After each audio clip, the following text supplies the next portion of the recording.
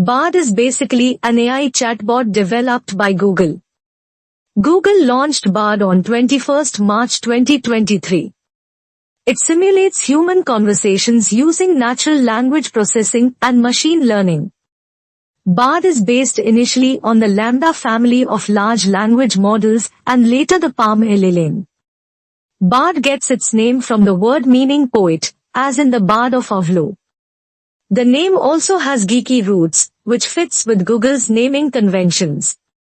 Bard is now available in 40+ languages and in almost 180 countries, including India.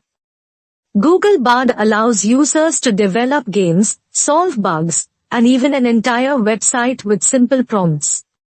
Google's conversational AI helps with productivity and creativity.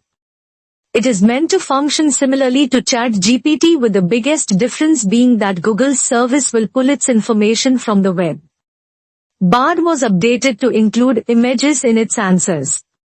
The images are pulled from Google and shown when you ask a question that can be better answered by including a photo.